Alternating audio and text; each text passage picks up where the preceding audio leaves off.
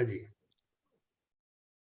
नमो वितरागाय नमो वितरागाय नमो अरिहंताणम नमो नमो सिद्धाणम नमो आयरियाणम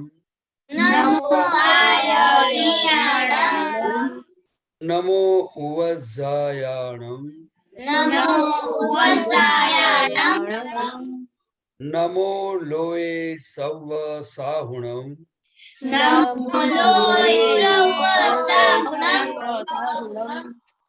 ऐसो पंचन मुक्करो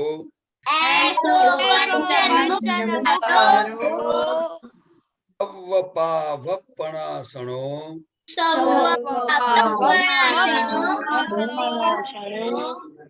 मंगलाणं च सव्वेशीं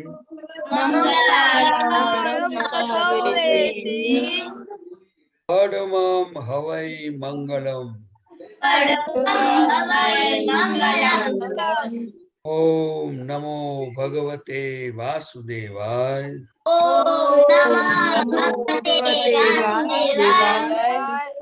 ओम नमः शिवाय जय सच्चिदानंद जय सच्चिदानंद।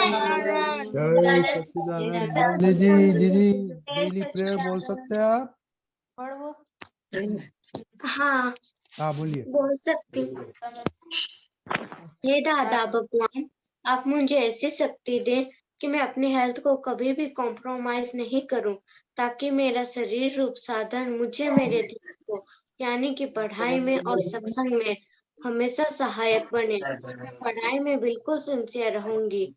मैं बुरी सोबत से कुसंग से हमेशा दूर रहूंगी और कुछ भी हो मेरा सत्संग कभी भी छूटे नहीं, ऐसी परम कृपा करना।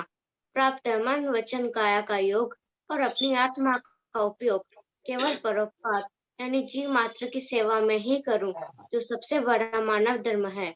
मैं हमेशा अपने स्वयं के और अन्य सभी लोगों के जीवन व्यवहार में मोरल सिंसियर प्योर बने रहूंगी, ताकि मैं बराबर दादा भगवान जैसी मैन ऑफ पर्सनालिटी बन पाऊं। जय सच्चिदानंद। Very good.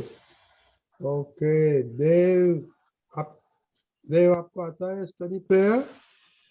नहीं, अभी थोड़ा बाकी है। अब कल पक्का हो जाएगा, आज थोड़ा कर दिया है। Okay very good. आरुष? हाँ, स्टडी प्रेयर। हाँ। हे दादा भगवान, मुझे पढ़ने में समझने में जो बाधा या अंतराय आते हैं, जो ऑब्स्ट्रक्शंस आते हैं, उन सभी को तोड़ने का मैं दृढ़ निश्चय करता हूँ। आप ऐसी कृपा करें कि मेरे दर्शन ऊपर के आवरण टूट जाए और मेरी पढ़ाई सही ढंग से हो। जय सच्चिदानंद। Very good. ऋषि परमार? हे दादा। हे दादा भगवान, हम हैं आपके बच्चे, दिल के हैं सच्चे, फिर भी है कच्चे, काम करेंगे अच्छे अच्छे।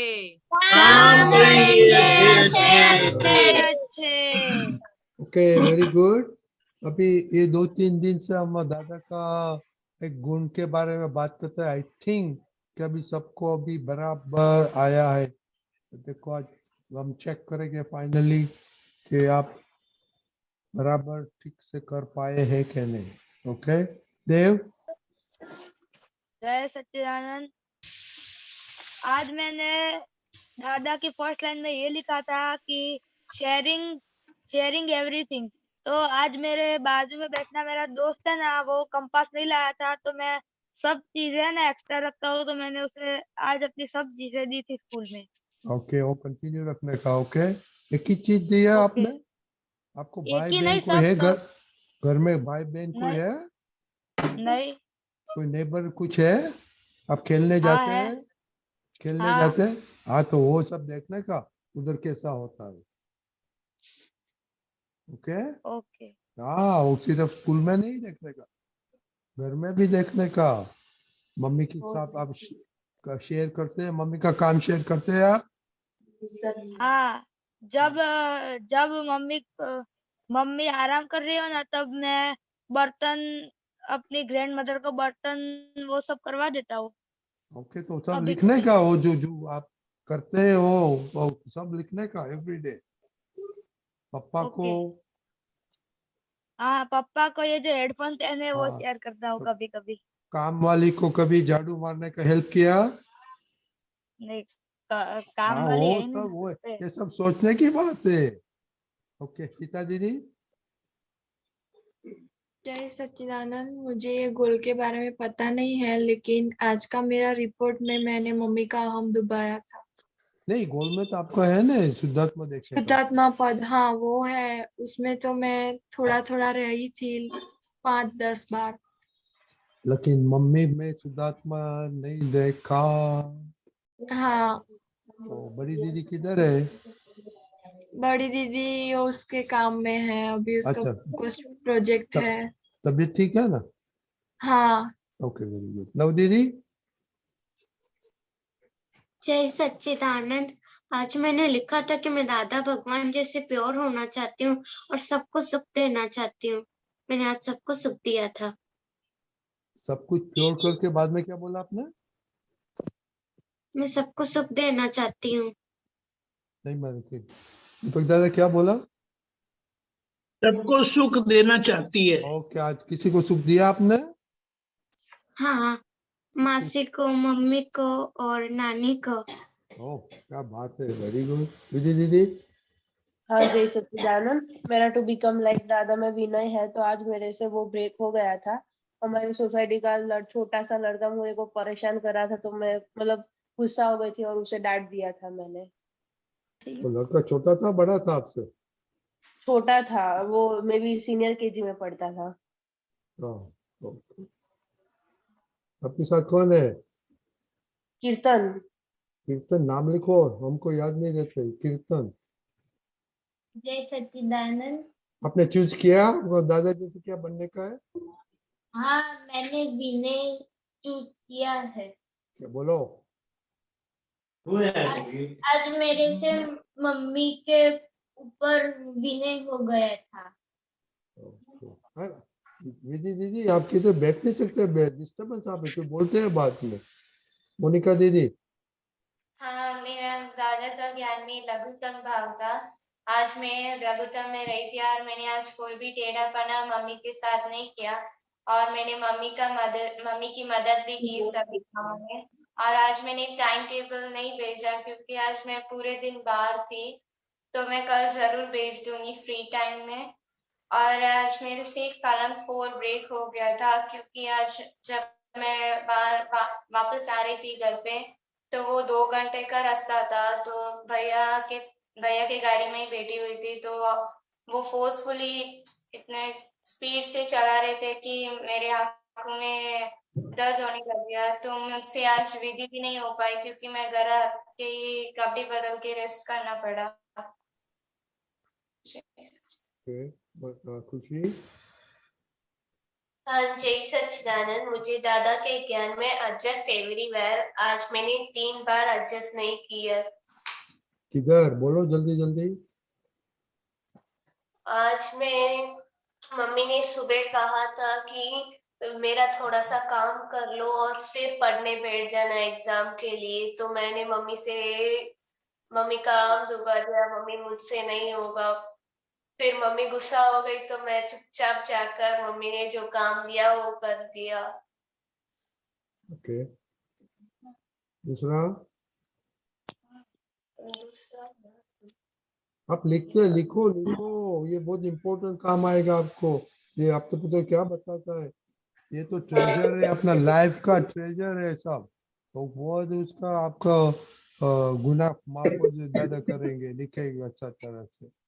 हाँ और ओके अनन्या दीदी। हाँ जय सच्चिदानंद। आज मैंने मम्मी ने जो बनाया था वही खाया था, पर मैं आज वत्सल का हम डुबा दिया था। क्या किया था वत्सल को? वत्सल को जब रात को वो सोता है तो पंखा चालू रख के सोता है, पर मुझे पंखा नहीं पसंद है रात को, इसलिए हम डूब गया था उसका। खुशी। जय सच्चिदानंद। मैंने टू बिकम लाइक दादा में लिखा है लघुत्तम भाव, और मैंने आज लघुत्तम भाव नहीं किया था क्योंकि मैं आज नीचे खेलने गई थी। तो मैंने उस लड़की को कहा तो नहीं था कि मैं तुझसे बड़ी हूँ, पर मन में हो गया था कि मैं उससे बड़ी हूँ। और आज मैंने काम वाले आंटी को हेल्प की थी पोछा लगाने में। क्या बात है। हरी, आपने जय कुछ चूज सच्चिदानंद। किया? मैंने एडजस्ट एवरीवेयर। ओके। और आज है ना मैंने मेरे भाई, आज है ना मेरा भाई हर्ट भी हुआ था ओके। क्योंकि तो आज उसने कहा था कि ब्रेड लेके आ, तो मैं है ना नहीं लाया था इसलिए। ओके। ये एडजस्ट एवरीवेयर वाला दीपक दादा ने गुजराती हिंदी में एक भेजा है, वो एडजस्ट वाला सब पढ़ने का उसको। ओके, वो पोस्ट कर दिया है हमने। दो चार दिन पहले। हाँ, लेकिन मैं ना इंग्लिश मीडियम में हूँ ना, इसलिए मैं इंग्लिश में ही लिखता हूँ। हाँ, तो गुजराती सीखना पड़ेगा। लिखना मुझे नहीं आता, बोलना मुझे आता है इसलिए। वो लिखना बोलते हैं तो लिखने का आपको फ्री टाइम कितना मिलता है दिन में? फ्री टाइम तो आधा घंटा या 1 घंटा मिलता है। ओके, तो फ्री टाइम में भी क्या करेंगे आप? गुजराती सीखूंगा लिखना। Very good. बाय। जय सच्चिदानंद।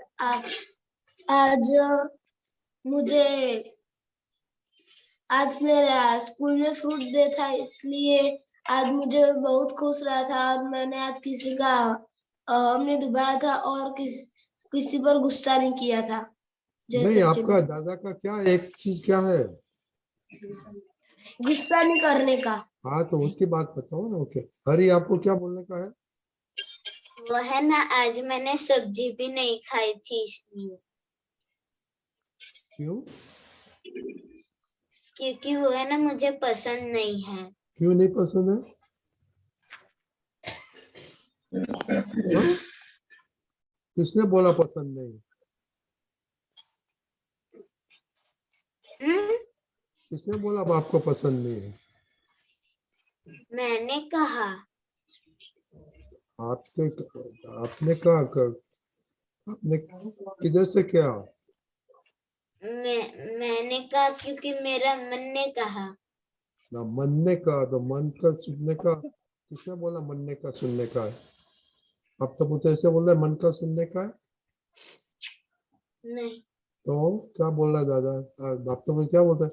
मन ना सुनने का है कि दादा का सुनने का है? दादा का।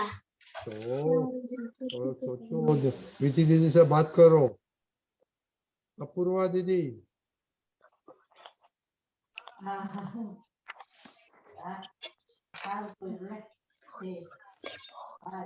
हेलो। ओके, हिताक्षी बा। जय सच्चिदानंद। मैंने फर्स्ट लाइन में लिखा था कि मैं किसी को भी हर्ट नहीं करूंगी, तो आज मैंने किसी को भी हर्ट नहीं किया है। प्लस मैं आज मम्मी को मदद की थी वास्तर गोठने में, फिर बहन के साथ खेला था और मुझे फीवर था, फिर भी पेपर देने गई थी। मैं 2 पेपर थे हमारे, इसलिए। नेमिल।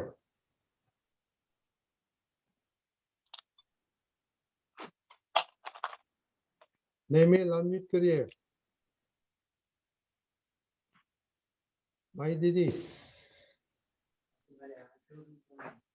जय सच्चिदानंद। आज मेरा दादा के ज्ञान में टॉपिक था हेल्थ, और आज मुझे बहुत गुस्सा आ गया था मेरी छोटी बहन पे। मैंने मना किया था, फिर भी उसने अपने ठंडे ठंडे हाथ आके मुझे मेरे अपने गाल पे लगाया था, तो मुझे बहुत गुस्सा आ गया था। ओके, कभी आ गया? खुशी परमार आ गए? नहीं, जय सच्चिदानंद। मैंने दादा जैसे बनने में यो लिखा था कि मैं किसी को भी हर्ट नहीं करूंगी, और आज मैंने किसी को भी हर्ट नहीं किया था। ओके, अनन्या दीदी, अपूर्वा किधर चली गई? वो अपने घर गई है, नीचे सेकंड फ्लोर पर। उसको इंटरेस्ट नहीं है आज? ना, वो नीचे जाके ज्वाइंट होगी। तो भाई ऐसा कैसे करते हैं आप लोग? ये सत्संग उसे का हैंड्स फ्री में सुनाई नहीं दे रहा था इसलिए। सत्संग का टाइम में तो हो तो ध्यान रखना पड़ता है ना, कि दादा का प्राइम टाइम होता है ना। ओके दीपक दादा।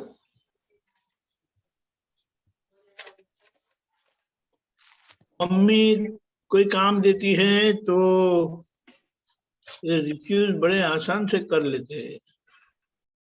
वो सोचो, मम्मी पापा को दुख देंगे तो आपको सुख कभी नहीं होगा, ये तो ख्याल है ना। हाँ। गलतियां होती है, लेकिन धीमे धीमे फिर गलतियां भी, हर गलती के पीछे हमारी एक सीख जुड़नी चाहिए, एक सीख बढ़नी चाहिए कि ऐसे करने से दुख होता है, ऐसे करने से दुख होता है, तो ये मैं नहीं करूंगा, ये मैं नहीं करूंगी। तो इस तरह से सभी दुख देने के दरवाजे बंद हो जाएंगे। फिर क्या होगा? फिर क्या होगा? क्या होगा? फिर क्या होगा? सब दुख देने के दरवाजे बंद हो जाएंगे तो क्या होगा? सुख देने का दरवाजा खुल जाएगा। नहीं, दुख नहीं देंगे आप। आपसे किसी को दुख नहीं होगा, ये समझ गए आप?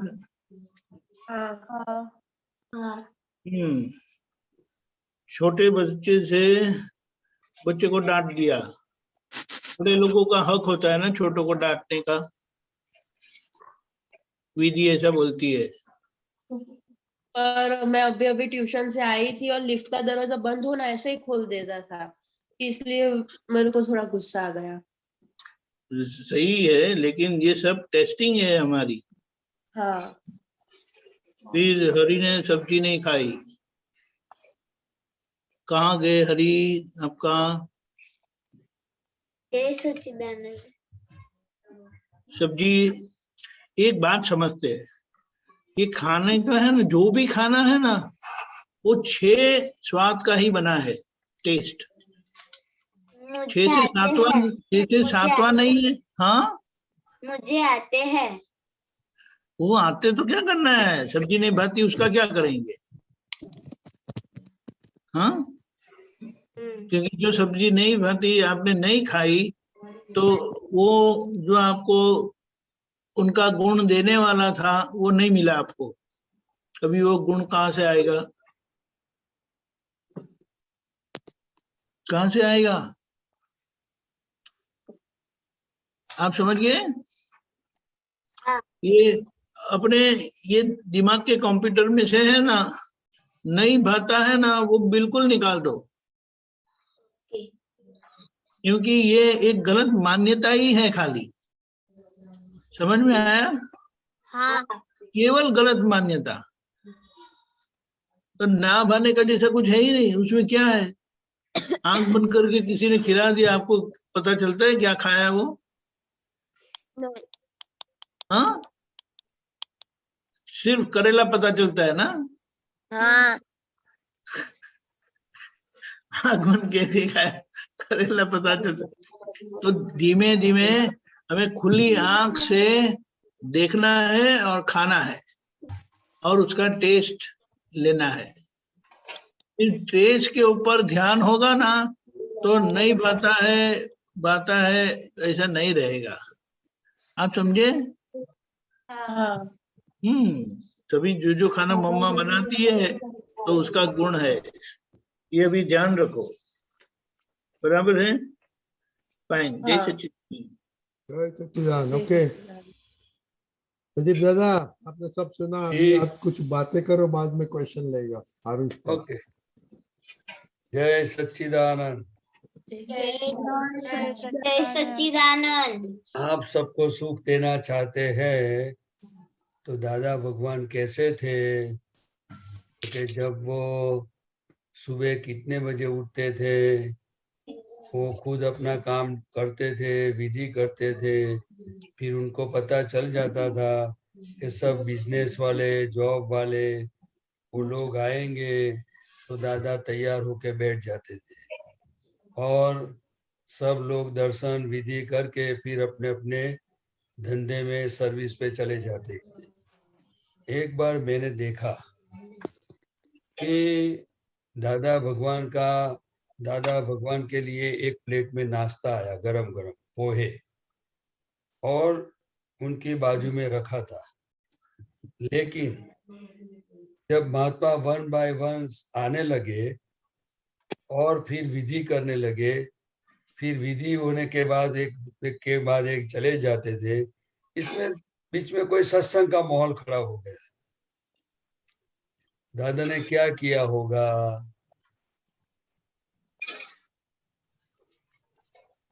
क्या किया होगा? आपको क्या लगता है? पोल नहीं खाया होगा। दादा ने पोहे नहीं खाए होंगे और जो महात्मा आए थे उनके साथ सत्संग किया होगा। वो हमेशा दूसरों के सुख के लिए जीने का एक जीवंत उदाहरण मैंने एक ही देखा था, दूसरा बहुत सारे देखे थे, लेकिन उन्हें आस्ते से धीरे से सत्संग करते करते विधि करते थे। फिर सत्संग करते करते वो जो प्लेट थी, वो प्लेट को ऐसे हाथ लगाया धीरे से और धीरे से पीछे धक्का मार दिया। धक्का मतलब धीरे से उसको पीछे कर दिया प्लेट को। वो नाश्ता चल फिर उठा लिया। हम समझ जाते थे आप तब उतरा, कभी दादा को नाश्ता नहीं करना है। हम ऐसा कर सकते हैं किसी के लिए? कर सकते हैं? नहीं। हम क्या सोचते हैं? मेरा सुख। हर इंसान में खुद का सुख के लिए सोचता है कि मेरा नाश्ता नहीं जाना चाहिए, मेरा आराम नहीं जाना चाहिए, मुझे जो पसंद है उसमें कोई डिस्टर्बेंस नहीं आना चाहिए। ऐसा होता है ना सभी को। हाँ। तो हम एक दादा जैसा मानव बनना चाहते हैं, भावना बहुत अच्छी है और आप पुरुषार्थ भी कर रहे हैं, लेकिन दादा के जीवन में से हर चीज को हमें कुछ न कुछ सीखने को मिलेगा। ऑब्लाइजिंग नेचर वो दादा ने बचपन से ये जीवन में, उनके जीवन में लेके आए थे और 50 साल के उम्र में भगवान प्रकट हो गए। इसीलिए दादा ने, भगवान ने बताया कि आप जिसको सुख दोगे तो आपको सुखी मिलने वाला है, आप दुख दोगे तो आपको दुखी आने वाला है। तो अभी हमें ये तय करना होगा कि मुझे क्या करना है। फिर मम्मी हो, पापा हो, स्कूल में हो, फ्रेंड्स हो, ब्रदर सिस्टर कोई भी हो, मुझे कैसे उनको सुख हो वैसा काम करना है। आप समझे? दूसरा, दादा के जीवन में दूसरा कि वो तैयार होके सुबह में बैठ जाते थे। वो क्या है? उनकी 80 साल की उम्र थी, 75-80 साल की उम्र थी। वो 7-8 बजे तक सो सकते हैं कि नहीं सो सकते? आप बताओ। सो सकते हैं। तो कितने बजे उठ जाते थे आपको पता है? ये क्यों? 4। ये दादा भगवान हर समय उनके ज्ञान मिलने से पहले भी ऐसे ही थे कि कोई भी महात्मा अगर आए और दादा को नहीं दिखे और उनको ऐसे ही बैठना पड़े और जाना पड़े, दादा किसी का समय, एक भी मिनट और समय उनका बिगड़े नहीं, उनका ख्याल दादाजी रखते थे। हमें दादा जैसा बनना होगा तो दादा की हर चीज, उनके जीवन में क्या क्या था, दादा क्या क्या कहते थे, कैसे जीते थे, वो हम जितना समझेंगे वो एक भक्ति का प्रकार है। तो हम दादा जैसे बनते जाएंगे, क्योंकि उनके चारित्र में थे, उनके वर्तन में था। तो हमें भी, अगर आप पढ़ते हो तो आपको समय से स्कूल में जाना चाहिए कि नहीं जाना चाहिए? जाना चाहिए। आप घर में रहते हो तो आपको समय से तैयार होके स्कूल में जाने के लिए, पढ़ने के लिए मम्मी को आपको बोलना चाहिए कि आप खुद को प्लानिंग करके तैयार होना चाहिए। खुद को प्लानिंग करके तैयार जो करना के लिए सिंसियर नहीं है, मैं आपकी बात नहीं करता हूँ, मैं जनरल बात करता हूँ। जो व्यक्ति खुद में सिंसियर नहीं है, खुद के काम के लिए सिंसियर नहीं है, वो दूसरों को सिंसियर रह सकता है? नहीं। तो क्या फायदा होगा कि नुकसान होगा? नुकसान। हमारा मनुष्य जीवन किस लिए है? किस लिए है? सिर्फ खाने का, कपड़ा पहनने का, मौज मजा करने का, पढ़ाई करने का, पैसा कमाने का, फिर बड़े होके गुजर जाने का? क्या ये लाइफ है? नहीं। इंसान, हम हिंदुस्तानी है, हम इंसान है, हम दादा भगवान के सत्संग में आए हैं। चाहे आप दादा जैसा नहीं बन सको, डोंट वरी, लेकिन दादा की हर बात को हमें समझना है और दादा के पास शक्ति मांगनी है और अंदर से डिसाइड करना है कि मुझे सिंसियर होना है, पढ़ाई में सिंसियर, विधि में सिंसियर। अब अपने धीरे धीरे धीरे अपने आगे बढ़ेंगे। गलती हो जाए तो फिर से तय करना है, हो सकता है कि नहीं हो सकता है, क्योंकि दादा किसी को डांटते नहीं थे और ये डांटने का मार्ग भी नहीं है। लेकिन हमें खुद को झांकने की जरूरत है कि हम मन बताता है वो करते हैं, हम किसके पास से क्या सीखते हैं। हम दादा की बातों के सुन के समझ के उस रास्ते पे चलना चाहते हैं कि फिर लोगों का देख के वही चलना चाहते हैं कि मन बताता है वही करना चाहते हैं। कौन हमारा भला कर सकता है, आप बताइए। दादा। हमें खुद के लिए सिंसियर रहना चाहिए कि नहीं? रहना उठने में, खाने में, पढ़ने में, स्कूल में, कॉलेज में, मम्मी के बारे में, विधि के बारे में सिंसियर रहना चाहिए कि नहीं रहना चाहिए? रहना चाहिए। वो कौन तय करेगा? मम्मी तय करेगी, पापा तय करेगा? नहीं। हाँ, और ये जो भी व्यक्ति है वो खुद को सिंसियर रहते तो फायदा किसको है? हमें। पहले फायदा किसको है, आप बताओ? हमें है ना? हमें फायदा तो है। हमारा नुकसान हो ऐसा काम क्यों करने का है? क्यों करने का? कोई कुछ भी कर सकता है तो उनको हमें सुधारने की जरूरत नहीं है, उनके बारे में हमें दखल करने की जरूरत नहीं है, उनकी फरियाद और नेगेटिव सोचने की जरूरत नहीं है। लेकिन मुझे खुद सिंसियर होना है बस। इतने बजे उठने का, मिस उठने का, इतने बजे भक्ति करने का, उठने के बाद तैयार हो जाने का। अपना पूरा शेड्यूल जो है हम बनाएंगे तो हमें फायदा है। अगर आप जल्दी आप सिंसियर हो जाओगे तो मम्मी को सुख होगा कि नहीं होगा? आप सिंसियरली पढ़ोगे तो सुख होगा कि नहीं होगा? आप अपना काम खुद कर लोगे तो मम्मी को सुख होगा कि नहीं होगा? क्या सुख देने के लिए क्या पैसे की जरूरत होती है? नहीं। क्या सुख देने के लिए किसी चीज की आवश्यकता होती है? नहीं। चीज हो और किसी को दे दो तो ऑब्लाइजिंग अच्छी बात है। अपना हम खुद नहीं खाए दूसरे को देना वो तो बहुत बड़ी बात है, तो हमारा संस्कार है किसी को हेल्प करने का। लेकिन दादा भगवान ने एक बात बताया था, मेरा जीवन किसी को बोझ रूप नहीं होना चाहिए। क्या मैंने बताया आपको? मेरा जीवन किसी को बोझ रूप नहीं होना चाहिए। नहीं होना चाहिए। उसका मतलब क्या होता है? मैं दीपक आनंद जी को पूछता हूँ, वो दीपक आनंद जी आपको थोड़ा इसमें एक्सप्लेन करेंगे, फिर बाद में बोलूंगा। दीपक आनंद जी साहब। अनन्या जी उसका मीनिंग क्या होता है? हमें किसी पर ज्यादा डिपेंड नहीं रहना चाहिए ऐसा। विधि दीदी, सीता दीदी, मतलब किसी को बोझ रूप मतलब हमें किसी के ऊपर भारूप नहीं बनना चाहिए। हम किसी के घर पे जाए तो मतलब उन्हें ऐसा फील नहीं होना चाहिए कि ये क्यों आ गया, ऐसा क्यों आ गई, ऐसे मतलब बोझ रूप। सीता दीदी, बोझ मीन्स किसी भी बाबत में कोई सामने वाले व्यक्ति को ऐसा नहीं लगना चाहिए कि ये व्यक्ति को ऐसा ही चाहिए तो हमें ऐसा करना पड़ेगा। एडजस्ट हो जाना चाहिए। मोनिका दीदी, हाँ, किसी को दुख नहीं देना चाहिए और हमारा बोझ उसके नहीं होना चाहिए।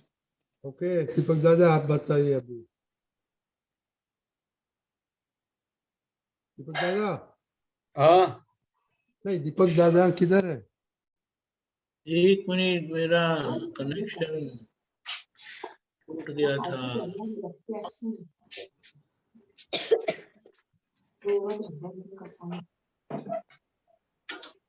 मैंने दीपक दादा आपने सुना? I was out. I really don't have the background. दादा भगवान ने दीपक आनंद जी बताया, हाँ मेरा जीवन, आप अभी सुनाई देता है ना आपको?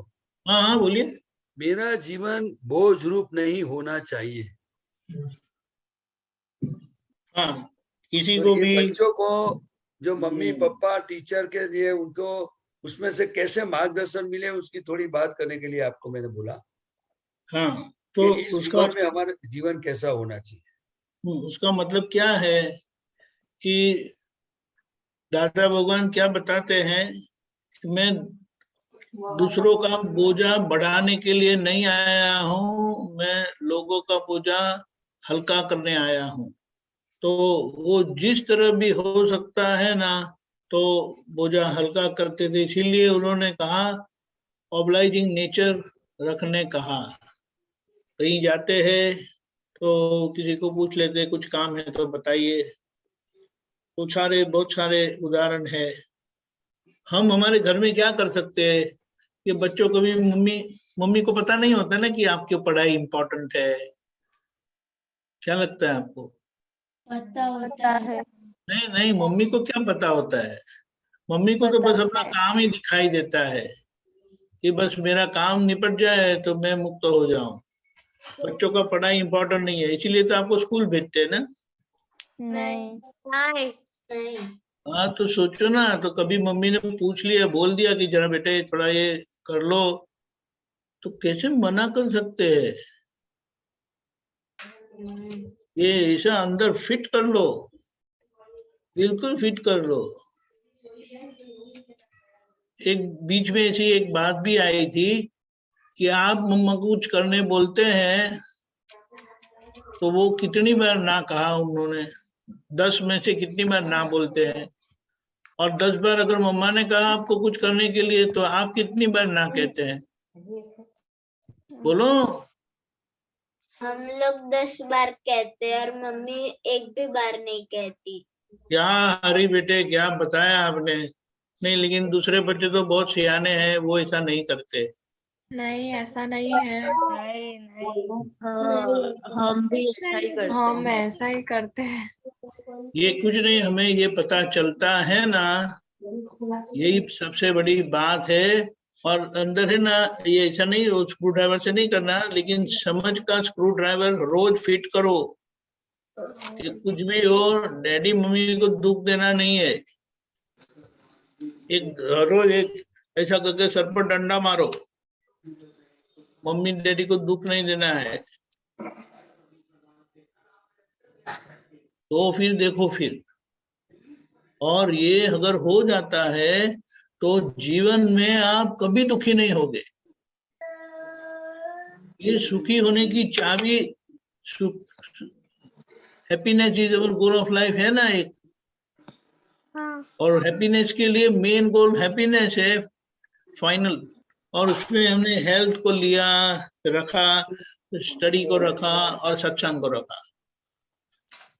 समझ गए? बट सेंटर में क्या है? हैप्पीनेस। क्योंकि सुख हमारा स्वभाव है, लेकिन हमने जितनी गलती की है ना, वो गलती का मार खाना पड़ता है हमें। समझ गए? हमारा स्वभाव जैसे कि क्या है, ये लाइट तो स्वभाव है ही प्रकाश देना, लेकिन ऐसा कर दिया तो मुझे लाइट नहीं मिलती। समझ गए? सुख मेरा स्वभाव है, लेकिन मैंने जितनी गलती की है ना, वो गलती का मार खाना पड़ता है मुझे। फिर गलती करना चाहिए नहीं करना चाहिए? नहीं करना चाहिए। ये तय करो। लेकिन डैडी मम्मी को ना कभी नहीं बोलना है। और डैडी मम्मी का बोझा हल्का करेंगे ना, ऐसा है ना, आप सोचो डैडी मम्मी के लिए आप कितना सोचते हो, डैडी मम्मी आपके लिए कितना सोचते हैं। हम उनके बारे में कम सोचते हैं और वो हमारे बारे में ज्यादा सोचते हैं। ज्यादा? बहुत ज्यादा। बहुत ज्यादा? हर बार हमारे लिए ही सोचते रहते हैं कि क्या करे क्या करे क्या करे क्या करे लोगों के लिए, और हमें डैडी मम्मी दिखाई नहीं देते। मुझे चाहिए, बस मुझे चाहिए, कैसे भी करके मुझे चाहिए, ये दे दो, वो कर दो, ये कर दो। नहीं होता है ऐसा? वो 10 साल के अंदर होते हैं ना तो समझ सकते हैं कि वो अभी बहुत ही बच्चे हैं। आप 5th स्टैंडर्ड से ज्यादा है? हाँ ना, फिफ्थ में हूँ। नहीं, 5th में ही हो ना, तो आप बॉर्डर लाइन पर है। बॉर्डर लाइन पे फॉलो करना पड़ता है। बिगिनिंग हो गई अभी आपकी। तो ये बात, ये दादा भगवान ने क्या कहा कि ये समझ रखे, उसका निश्चय करे, और जब जब ये गलतियां होती है उसको सुधारते रहे। तो दादा भगवान ने कहा एक दिन आप मेरे जैसे हो ही जाएंगे। कितनी अच्छी बात बताई। बात समझ लो, निश्चय करो, गलतियां होती है उसका प्रतिक्रमण करो, और तय करो कि नहीं ऐसे ही करना है। दादा मुझे शक्ति दो। इसमें क्या मुश्किल है? कीर्तन को मुश्किल लगता है, हैं? कीर्तन को मुश्किल लगता है कि नहीं? नहीं लगता है ना? ये बात रखो, और मुझे दादा जैसा होना है, फिर आपको कोई रोक नहीं सकता। आपकी अंदर की मशीनरी भी आपको रोक नहीं सकती। जैसे वो बताया था ना, एक बार तय करने के बाद मैं अपनी भी नहीं सुनता। उसका मतलब क्या है? मन बुद्धि सब एक ही पक्ष में हो जाते हैं। फिनिश। क्लियर? ठीक है। यस। ओके, प्रदीप दादा आपको कोई ऐड करने का है? एक बात छोटी बता दूं। हाँ बोलिए। कि एक मित्र ने बताया कि मैंने सब्जी नहीं खाई। अभी मैं आपको ये पूछता हूँ, आप कभी बीमार हुए थे क्या? एक मिनट रुको। उस समय दवाई पीनी अच्छी लगती है? नहीं। फिर भी अपने दवाई पीते, गोली खाते कि नहीं खाते? खाते क्यों? क्यों खाते हैं? क्यों दवाई पीते हैं? हम बीमार है। बीमार है इसलिए नहीं, हमें अच्छा होना है, मजबूरी में देना हमारे पड़ता है। बीमारी से छुटकारा पाना है। बात बराबर है? गलत हो तो बोल देना। हमें बीमारी से मुक्त होना है, हमें हमारी तंदुरुस्ती अच्छी होनी चाहिए। हमें बीमारी के कारण हमारा क्या क्या नुकसानी होता है, खाने का, घूमने का, खेलने का, पढ़ने का, सोने का मजा आता नहीं है। तो हमें बीमारी से छूटने के लिए दवाई खाते हैं, सुई लगाते तो सुई भी खाते हैं। बात बराबर है? हाँ।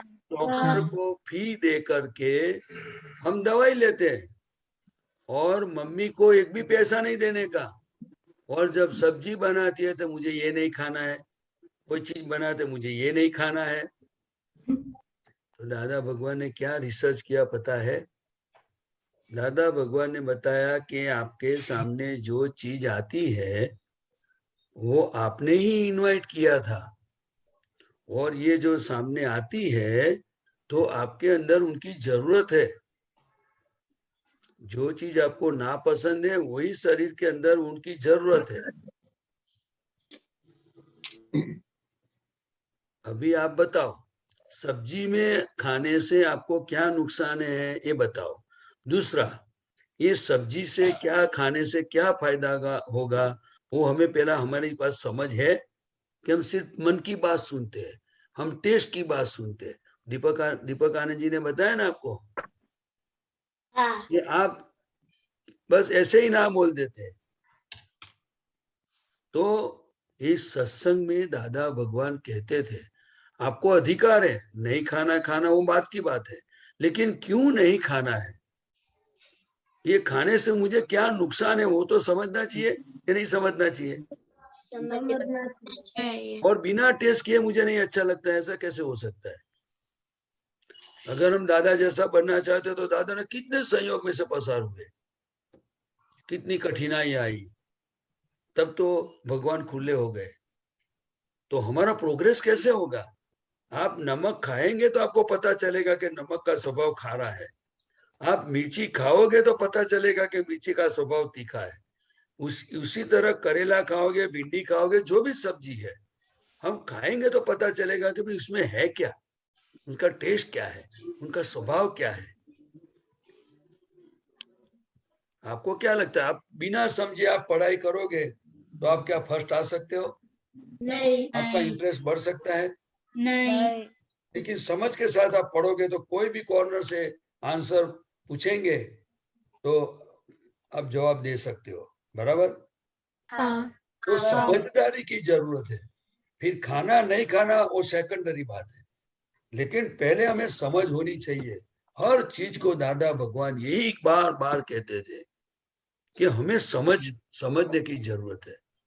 मम्मी क्या है, पापा क्या है, पढ़ाई क्या है, खाने की जरूरत क्या है, जल्दी उठने की जरूरत क्या है, हेल्थ को अच्छे रखने के लिए क्या जरूरत है, भक्ति करने की क्या जरूरत है, प्रतिक्रमण करने की क्या जरूरत है, अच्छे संग में रहने की क्या जरूरत है, कुसंग से क्यों दूर रहना है, कुसंग क्या चीज होती है, सत्संग में क्यों रहना है, ऑब्लाइजिंग नेचर क्या चीज है, वो हमें जितना हो सके इतना।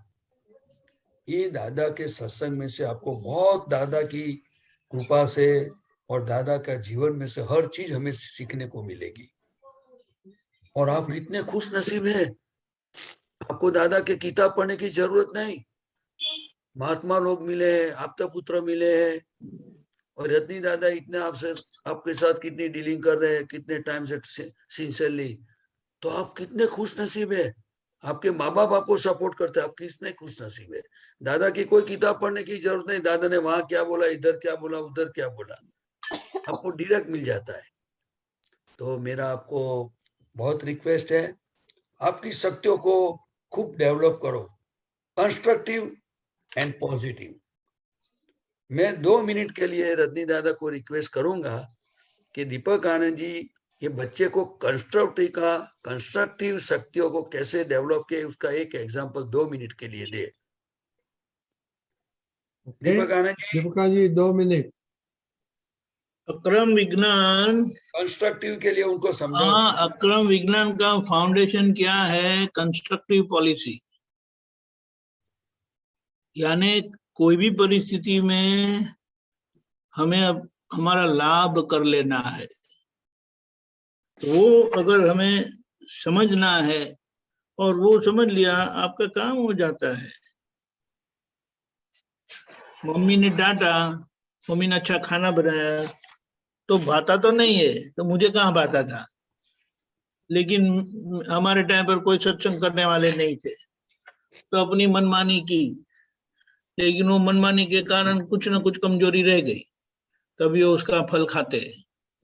लेकिन आप अभी छोटे से ही बोले कि चलो अब भाता तो नहीं है, लेकिन नहीं खाएंगे तो मम्मी को कितना दुख होगा, और मम्मी ने बनाया तो उसके पीछे कोई कारण तो है ही ना, कुछ लाभ तो होगा। वो कभी हमें कुछ ना खाने की चीज खिलाती है कभी? नहीं नहीं नहीं नहीं, कभी तो खिलाती होगी। नहीं, सबको पता है। बोलो, देखो जब आप छोटे थे ना, थोड़े थोड़े बड़े होने लगे, आपकी आंखें, बच्चों की आंखें बहुत शार्प होती है, तो घर में तो कुछ ना कुछ कचरा पड़ा ही होता है इधर उधर। तो आप लोग क्या करते थे पता है? पकड़ के सीधा मुंह में डाल देते थे। फिर मम्मी क्या करती थी पता है? पूरी उंगली डाल के अंदर से निकाल लेती थी। करती थी कि नहीं? करते हाँ। बोलो। फिर आप रोते थे, लेकिन उन्होंने आपको बचा लिया। तो इस तरह से अक्रम विज्ञान पूरी कंस्ट्रक्शन पॉलिसी से काम करता है, और हमें वही पॉजिटिविटी, वही कंस्ट्रक्टिव पॉलिसी को अपनाना है। हमारे लिए, सभी के लिए। और मुझे ऐसा रहना है, वो कहेंगे, तय करेंगे, तो फिर देखो सभी परिस्थिति में आप पॉजिटिव रह पाएंगे। और कुसंग से तो तय करके दूर ही रहना। कुसंग का मतलब क्या है? मैं कुसंग से दूर रहूंगा बोलते हैं ना, कुसंग यानी दुख का इनविटेशन है। दुख का इनविटेशन कभी कोई करते हैं? दीदी, हाँ, कुसंग का क्या मीनिंग होता है? परमा और खुशी। कुसंग यानी हमें जो सत्संग में से दूर करे, जो हमें गलत मार्ग पे ले जाए, वो बैड हैबिट्स। वो बैड हैबिट, वो सीधा दुख का इनविटेशन है, स्ट्रेट इनविटेशन। मैरिज का इनविटेशन होता है तो ऐसा होता है ना, अच्छा अच्छा खाएंगे, अच्छे अच्छे कपड़े पहन कर जाएंगे, वगैरह वगैरह सब। तो उसी तरह से ये कुसंग यानी क्या है? दुख का इनविटेशन, स्ट्रेट इनविटेशन। फिर आपको कोई बचा नहीं सकता।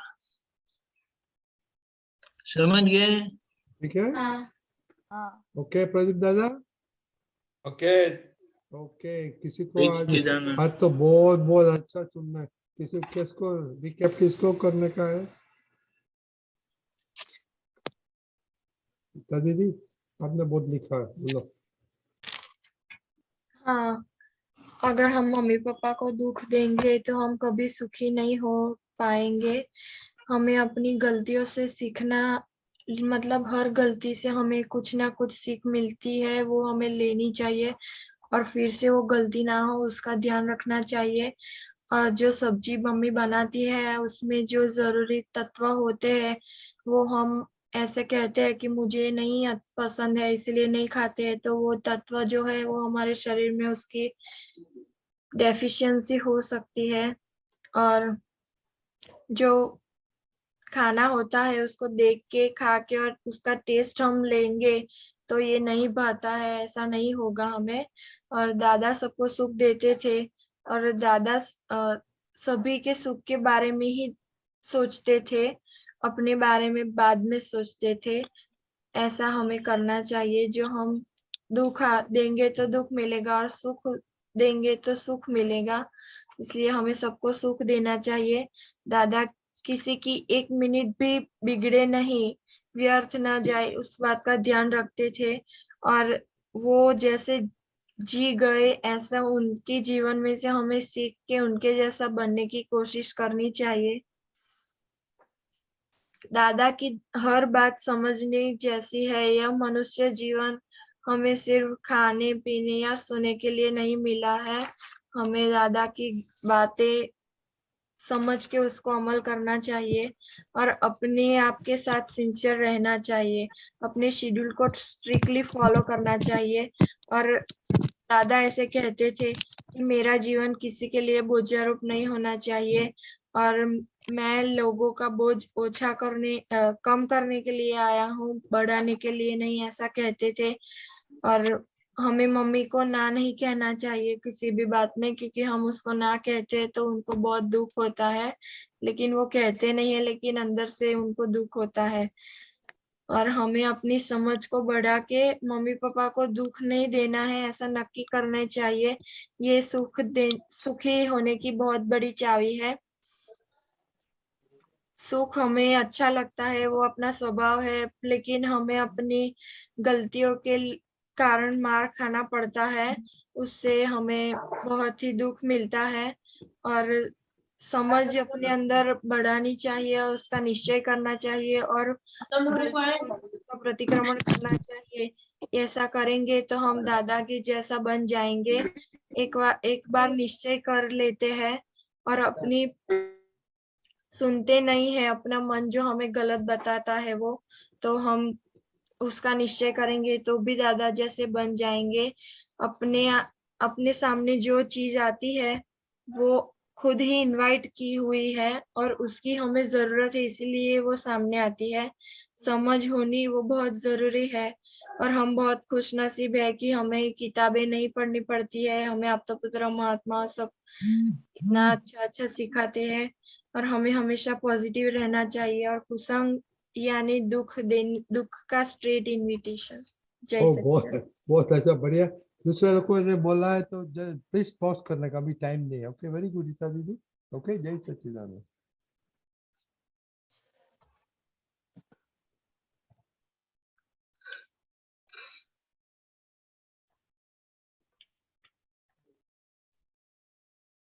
रीता बहन।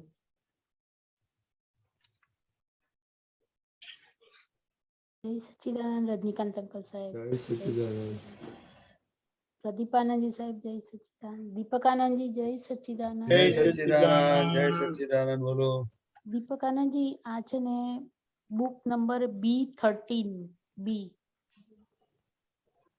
B1313 પાનું નંબર 63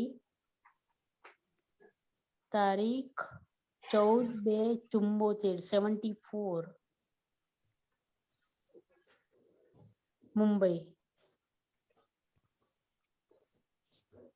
नीचे पेज 22 of 34।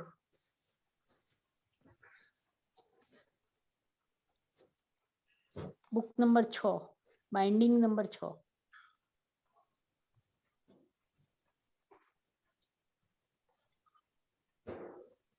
पैरा परથી ત્રીજો પેરેગ્રાફ।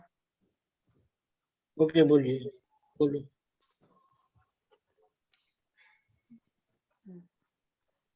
सॉरी साहब, चौथो पैराग्राफ છે। હા, ओके ओके, बोलो। પ્રદીપાનંદજી સાહેબ જય સચ્ચિદાનંદ। જય સચ્ચિદાનંદ સાહેબ, અહીંયા દાદા ભગવાન એક નાનો પ્રસંગ કહે છે, એક પૈસા ઉપર છે, તો એમાં પછી થોડોક મીનિંગ બધો કહેજો ને। હા, હું 2-3 લીટી જ છે, હું બોલું સાહેબ। હા હાજી હાજી સાહેબ। આજથી દાદા ભગવાન કહે છે કે આજથી 15 વર્ષ ઉપર અમારા ભાગીદારને અમે કોર્ટમાં ગયેલા ને વકીલને કહ્યું શું લેશો, તો કે 1 રૂપિયો। તો કહ્યું 8 આના આપીશું। એણે હા પાડી અને 8 આનામાં ઉપર નીચે દોડ દોડ કરે અને લખી પણ આપે નો I know him એમ।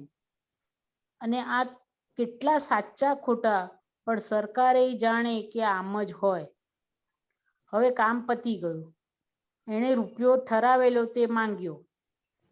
હવે કહ્યું કે રૂપિયો તો છે નહીં। આ તો રૂપિયા હતા તો પણ ગમ્મત કરવા કહ્યું। તો કે હું રાત્રે સોનાપુર જવાનો છું, રાત્રે મારું મરણ થઈ જાય તો? એટલે આ રૂપિયા માટે મરવાનું? હવે જુઠ્ઠું બોલ્યો। સોનાપુરની વાત શું કરવા કરું છું તું? આ જુઓ ભણેલા સાહેબ।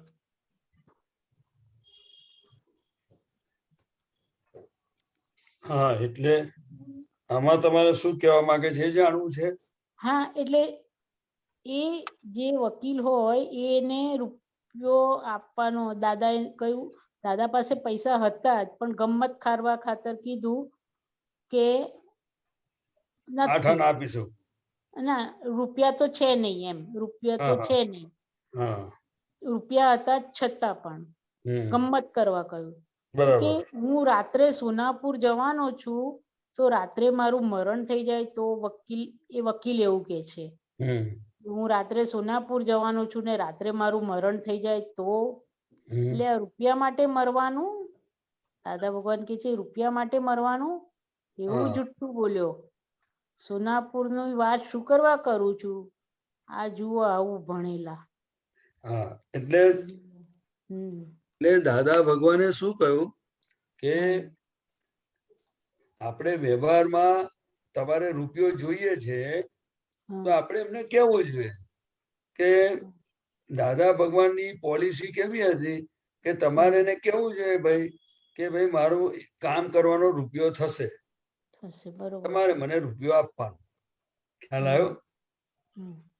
પણ પછીથી એ પૈસા લેવા માટે તમે જે ખોટી બધી બુદ્ધિ વાપરો, એટલે દાદા ભગવાન કહે છે કે તારે રૂપિયો તો તારો કામનો મળવાનો હશે તો મળશે જ, પણ તું આ બધું ઊંધું છતું જે જુઠ્ઠું બોલું ને આ બધું કરું તેની જવાબદારી ખબર છે? એટલે દાદા ભગવાને શું કહ્યું કે વ્યવહારમાં જ્યાં સુધી સીધે સીધું થતું હોય ત્યાં સુધી આ બુદ્ધિ વાપરવાની જરૂર નથી. અને તે પૈસા માટે તો નહીં જ એમ. જેટલા તમે પરફેક્ટ રહો ને તો લક્ષ્મી એની મેરેજ આયા કરે.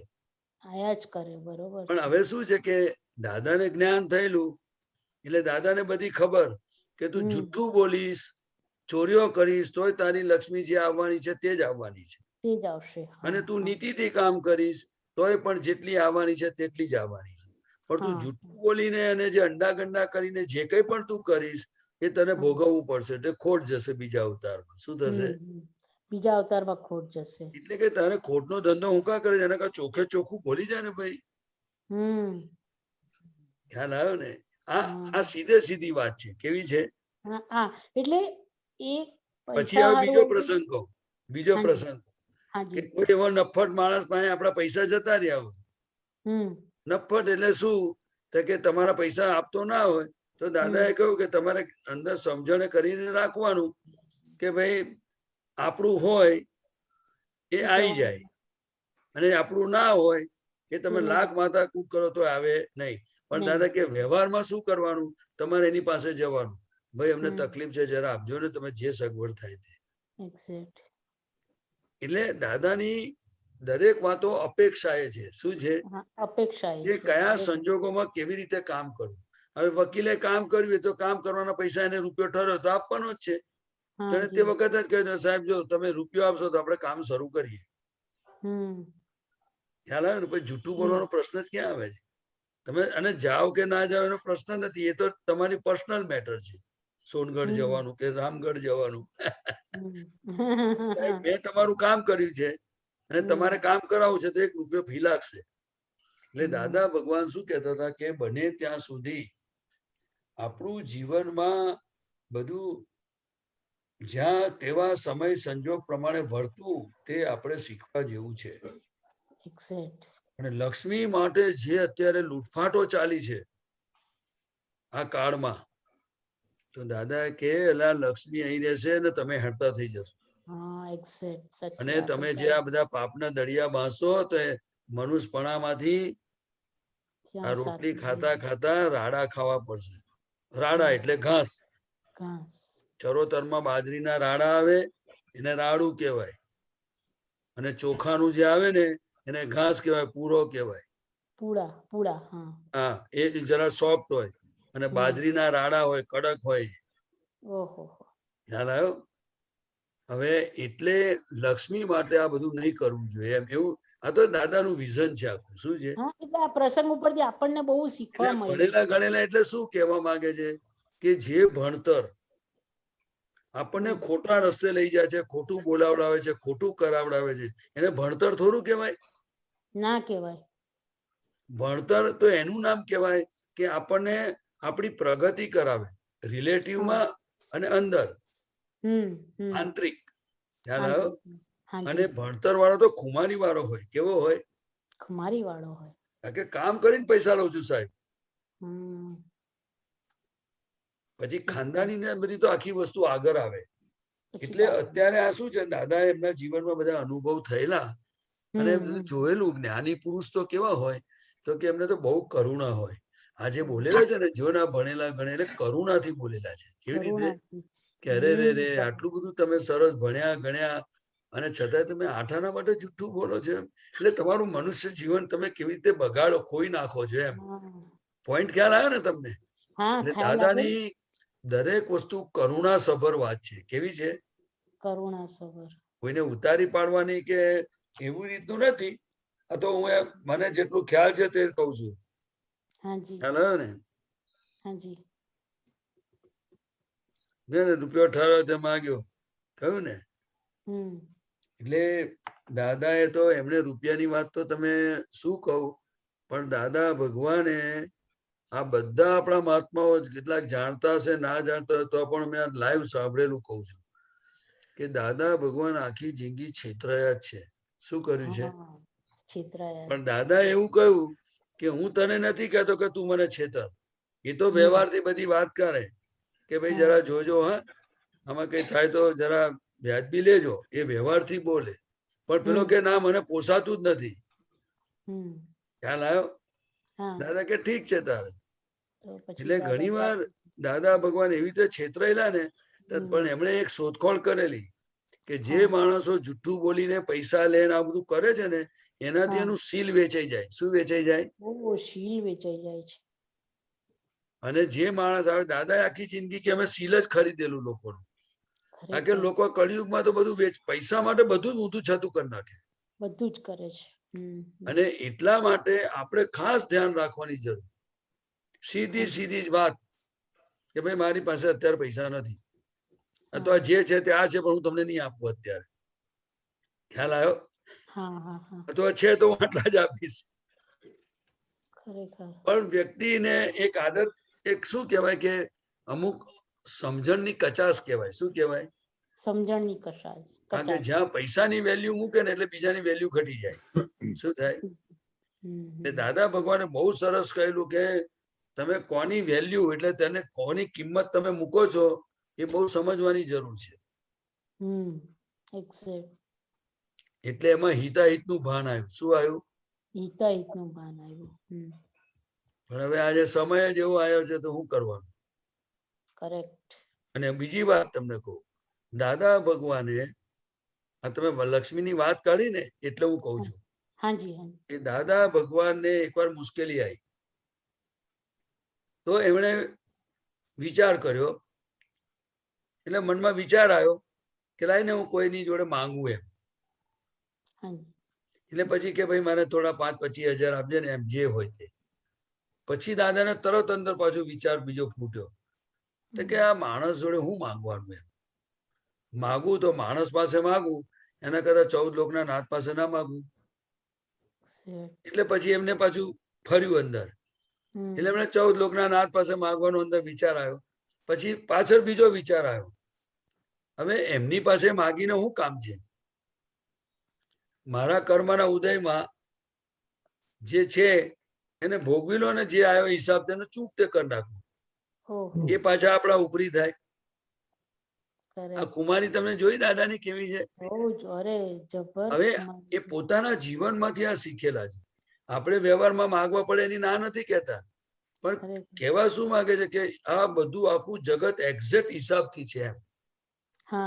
પણ તમે ખોટ જાય એવો ધંધો નહીં કરતા એમ. ખોટ એટલે કે આપણું મનુષ્યપણું જાય, આપણે પકડાઈ જઈએ તો જૂઠા સાબિત થઈએ, આપણા પરથી વિશ્વાસ ઉઠી જાય.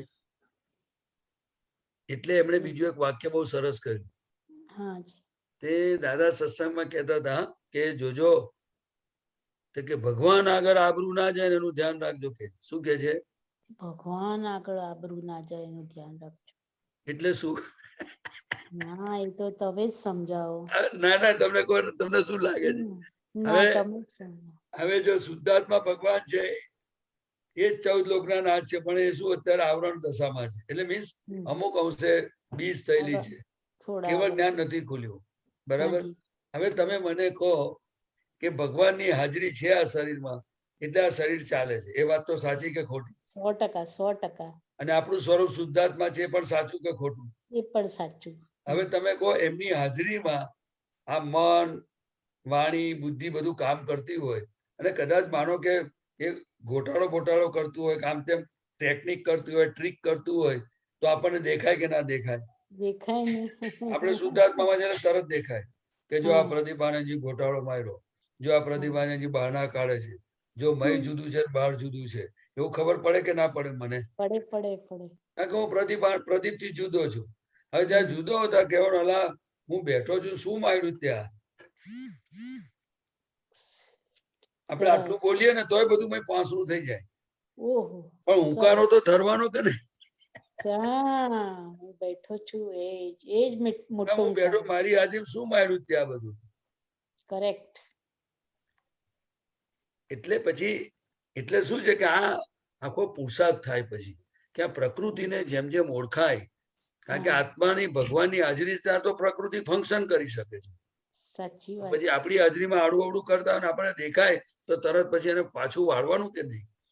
એટલે દાદા કહે છે કે પાછા ફરજોલા ભગવાનની હાજરીમાં આબરૂ જાય એવું ના કરશો એમ. આબરૂ જાય એવું ના કરશો. કરેક્ટ કરેક્ટ, સુંદર વાત બધી છે. દાદાની અલગ અલગ ભાષામાં છતાં હું દીપક આનંદજીને પણ કહીશ કે તમે કઈ ફોડ પાડજો, કારણ કે મને છે ને ગીતાબેન, મને એવું ખરું કે મને પણ કઈક લાભ મળે ને એવી મારી થોડી લાલચ હોય છે.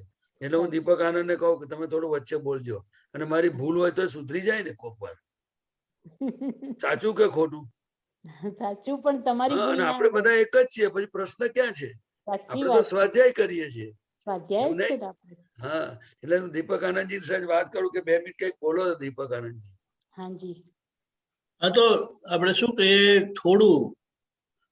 થોડું કરવા માટે કેટલો બધો રઘવાટ કરી નાખે છે ને મનુષ્યપણાનું અમૂલ્ય જીવન સમય બધો આમ જ આ બધી વસ્તુઓમાં વેડફાઈ જાય છે. જે પેલો પગે કે 50 આપશે તો ચાલશે, ને પછી સાહેબ સાહેબ સાહેબ આઈ નો હિમ, હું જાણું છું એમને, એમ કરીને બધું શું કહેવાય સપોર્ટ કરે ને બધું કરે. શેની માટે પણ, શેની માટે પણ. એટલે અહીંયા આવી રીતે દાદાએ ક્યારે પોતાની જાતને આવી રીતે વેચી નથી, પણ જે રીતે વેચવા આવે ને એ લોકોને બાય કરી દે.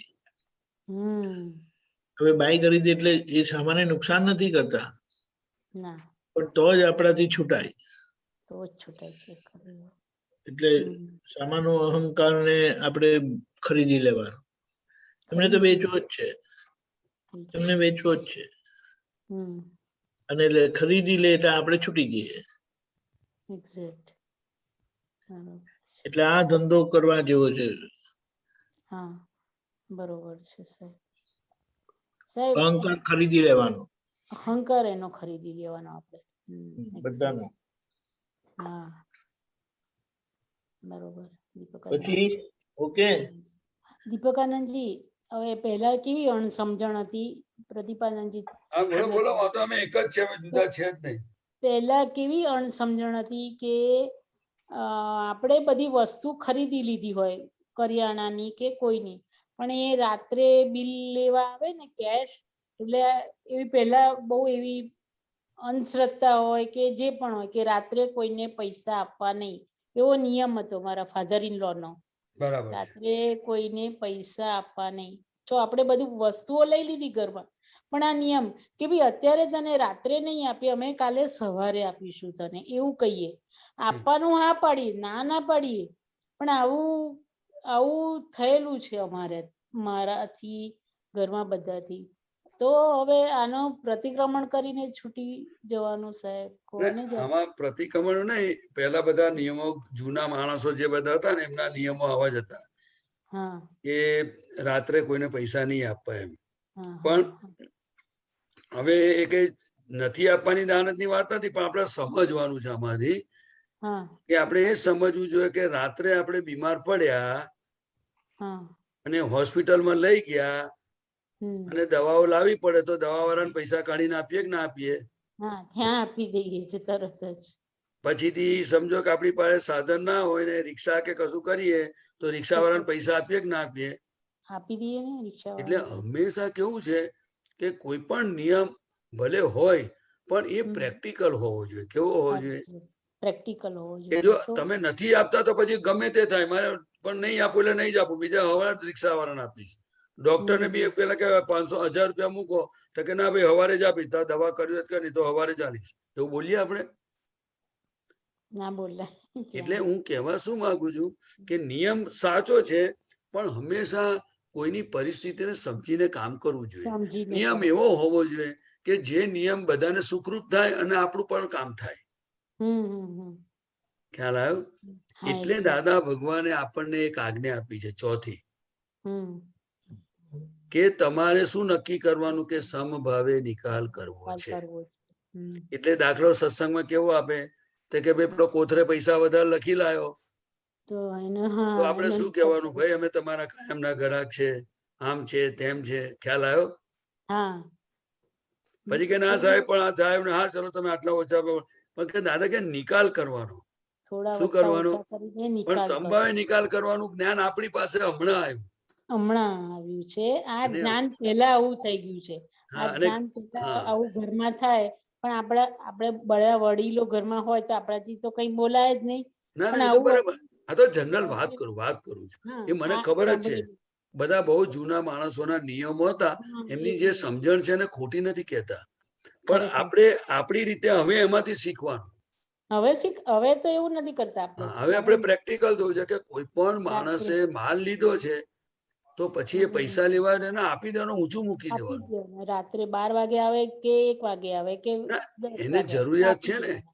અને બીજું કે એનું આપણે માલ લીધો છે એટલે આપીએ, ભલે ને ગલ્લામાં મૂકી રાખે, કરેક્ટ પણ સાહેબ. એ આપણે નથી જોવાનું. આપણે એટલું જોવાનું કે એ માંગે છે માટે આપણે આપી દેવા જોઈએ, બસ, હવે ફિનિશ. ના હવે બરોબર. ખ્યાલ આવે ને? હાજી એટલે દાદા હંમેશા શું છે, બીજાનો બહુ વિચાર કરતા હતા, બહુ જ બહુ જ ખરેખર. વિચાર કરતા હતા. અને આપણે મનુષ્ય જીવનનો હેતુ જ આ છે, કારણ કે આપણામાં શક્તિ છે એવી કે આપણે બીજાનું જોઈ શકીએ, વિચારી શકીએ. ખ્યાલ આવ્યો? પણ આજે આ કાળના સંજોગો અને પરિસ્થિતિઓ એવી થઈ છે કે માણસ માત્ર પોતાનું જ જોયા કરે છે. એટલે લાગે છે ને હું સુખી તો, પણ ખરેખર એને જ દુઃખ આવે છે. શું આવે છે? એને દુઃખ આવે જ છે. કારણ કે એને શું છે કે જ્યાં જાય તો પછી પોતાના સુખને દાખલા કે બીજાનો વિચાર જ ના કરી શકે. ના, કરેક્ટ સાહેબ. એટલે એને બહુ દુઃખ આવે. શું આવે? એને દુઃખ આવે એટલે છે. દાદા ભગવાને કહ્યું કે દાખલા તરીકે શું છે કે આપણે બધા એક જ છે, આપણામાં જુદાઈ નથી. એ શું? અભેદતા છે આપણા. હા, અને હંમેશા પોતાના જીવનમાંથી જ બધું શીખવાની જરૂર છે. આજે દાખલા તરીકે ઘણી વાર દાદા કે ભાઈ અત્યારે તમને 100 રૂપિયાની જરૂર હોય અને તમારે ખરેખર કોઈને ઉછીના આપ્યા હોય અને તમે મુશ્કેલીમાં હોય અને તમે 100 રૂપિયા માંગવા જાઓ, તમને ના આપે તો તમને કેટલી વેદના થાય, કેવા પરિણામ ઉભા થાય? એને આર્ત ધ્યાન કહેવાય. શું કહેવાય? એ જ આર્ત ધ્યાન. જયારે મેં તમને જરૂર હતી તો આપીને અત્યારે તમે મને પાછા નથી આપતા, એટલે મેં આર્ત ધ્યાન થાય કે ના થાય? હા, એ આર્ત ધ્યાન થાય છે. એટલે એને ચિંતા થાય કે હવે હું શું કરીશ, કઈથી લાવીશ, મને તકલીફ છે તો. ખરેખર. ખ્યાલ આવ્યો ને? એટલે હંમેશા કોઈને દુઃખદાયક પરિણામ ઉભા થાય એમાં આપણે નિમિત્ત નહીં બનવું જોઈએ, એવું દાદાનું કહેવું છે. સાચી વાત છે. આપણાથી લોકોને સુખ થાય તો બેસ્ટ છે, પણ સુખ ન થઈ શકે તો નો પ્રોબ્લેમ, પણ દુઃખ તો નહીં જ થવું જોઈએ. અને કદાચ એવી પરિસ્થિતિ ઉભી થાય તો એને બેસીને એનો ઉકેલ લાવવો જોઈએ, એને સમભાવે નિકાલ કરવાની વાત કરી. શું કરી? તમે જો દાદા ભગવાન નથી સાચામાં, નથી ખોટામાં, નથી આપવામાં, નથી લેવામાં. એ શું કે સમભાવે નિકાલ કરો. શું કે છે? સમભાવે નિકાલ કરો. સમભાવે નિકાલ. કારણ કે પરિસ્થિતિ છે ને કાળની. સરસ સમજાય. પ્રદીપાનંદજી સાહેબ, જય સચ્ચિદાનંદ. આપણે દાદાની બધા ખૂણેથી વાત આપતા પુત્રોને મહાત્મા પાસે સમજવા જેવી છે. કરેક્ટ. દીપકાનંદજી સાહેબ, જય સચ્ચિદાનંદ. જય સચ્ચિદાનંદ. ઓકે, પ્રદીપાનંદજી આપણો ટાઈમ થઈ ગયો છે હવે. જય સચ્ચિદાનંદ. ઘરના સંબંધો એટલા બધા સેન્સિટિવ હોય છે ને, અને એ ઘરના વ્યવહારમાં આપણો અવાજ ક્યારે મોટો થઈ જાય ને કશું કહેવાય નહીં. થાય કે ના થાય? તમારું તો એક જ ઘર છે, એક જ રૂમ હોય છે તમારું ઘર. તો એટલે જ સમજવાનું છે કે બધું ત્યાં સુધી 100% ટેસ્ટેડ નહીં થાય ત્યાં સુધી છૂટાય નહીં. જે કરવું હોય તે કરો.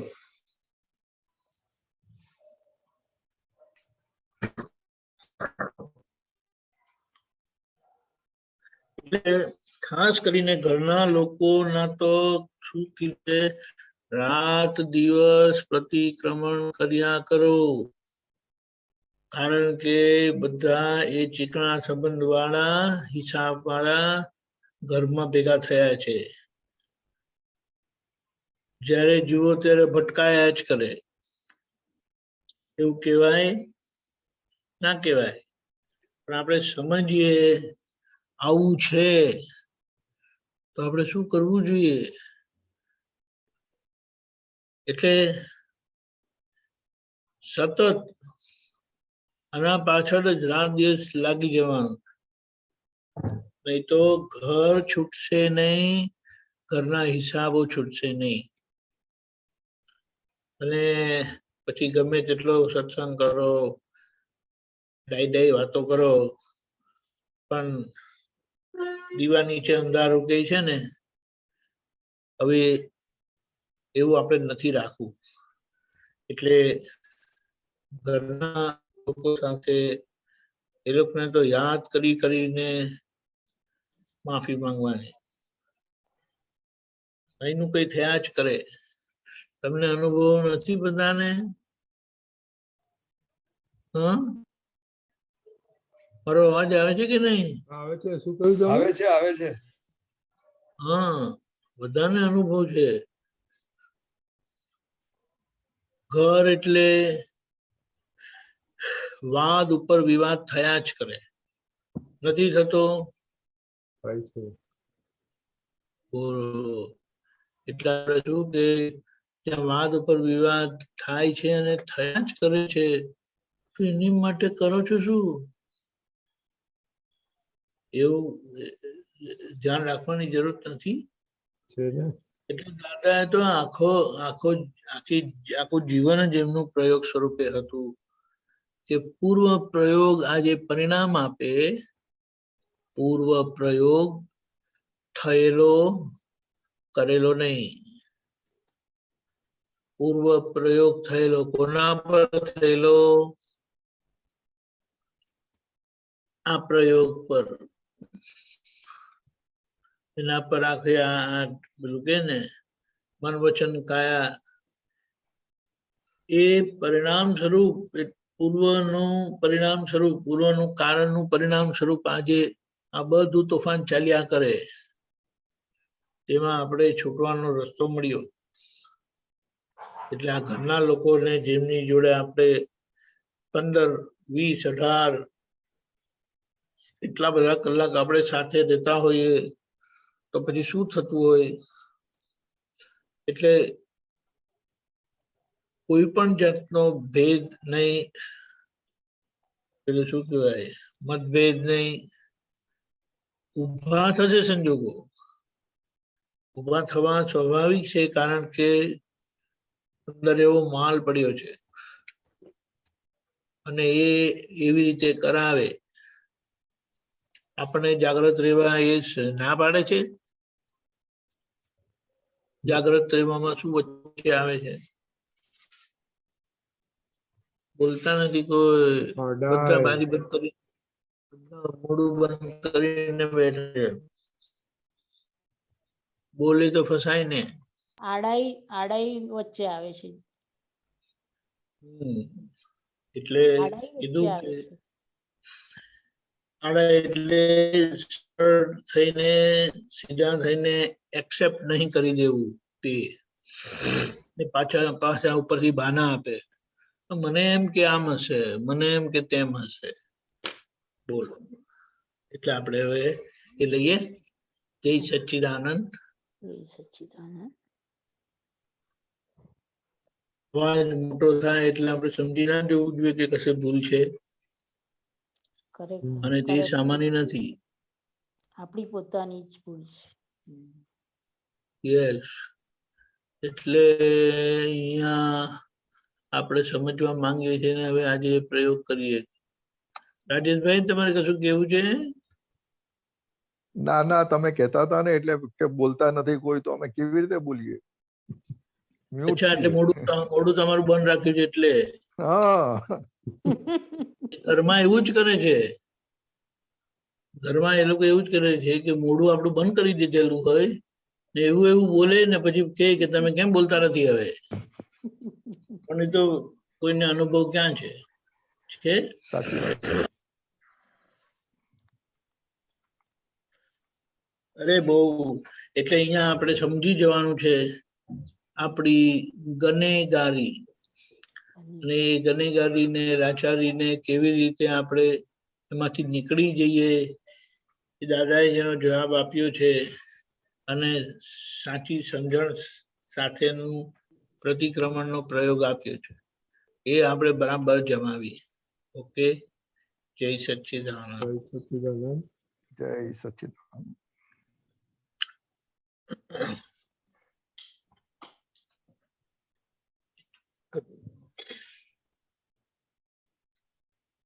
ઓકે.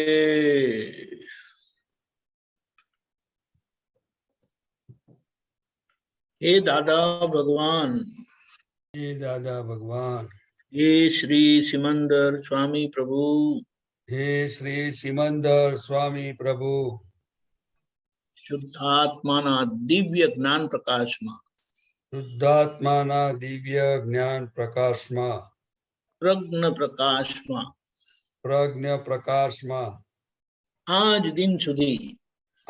દિન સુધી દીપકાનંદ થકી પ્રદીપ આનંદ થકી જે નજીકના સંબંધીઓ જોડે, જે નજીકના સંબંધીઓ જોડે, ઘરના સંબંધીઓ જોડે, ઘરના સંબંધીઓ જોડે દોષો થયા છે, દોષો થયા છે, મન દુઃખ થયા છે, મન દુઃખ થયા છે, માનભંગ, માનભંગ, અપેક્ષા ભંગ, અપેક્ષા ભંગ, ચારિત્ર ભંગ, ચારિત્ર ભંગ એવા દોષો થયા છે, એવા દોષો થયા છે.